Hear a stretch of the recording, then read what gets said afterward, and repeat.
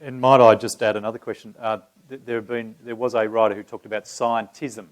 Yes. Can you comment on the dangers, perhaps? Yes, I would be glad to comment on this because I believe that this is rife in our culture. Scientism is a theory of knowledge. It's not science, it's a theory of knowledge. And what it says is that science, physical science, is the only source of knowledge.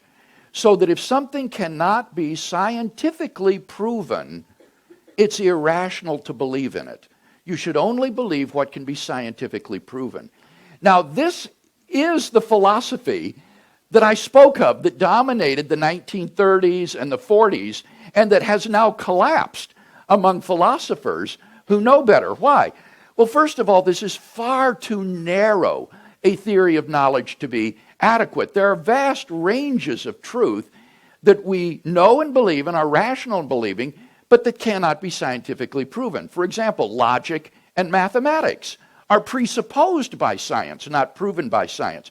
Truths of ethics, like what is good or evil, cannot be scientifically established.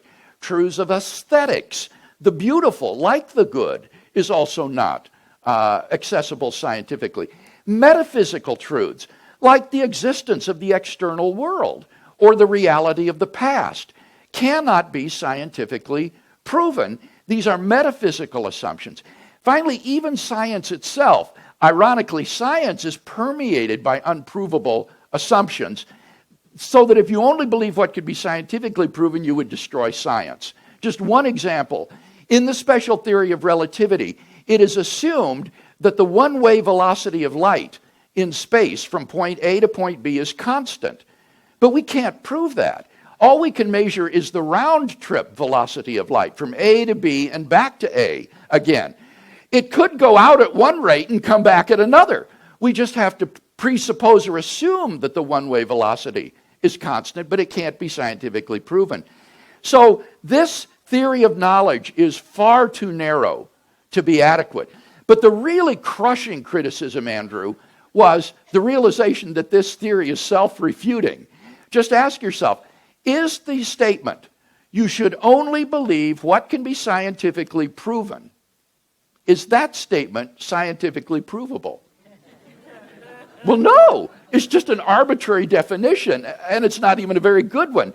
So that if you only believed what can be scientifically proven, you should never believe that you should only believe what can be scientifically proven. It's self-refuting.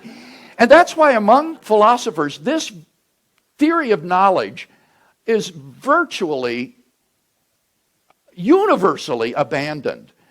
And it's sad to see certain people educated in the earlier era of the 20th century who are still holding on to this. People like Lawrence Krauss, for example, who are scientistic. But you can confidently reject that when your mates tell you that if something can't be proven by science, then it's irrational to believe it. That's helpful.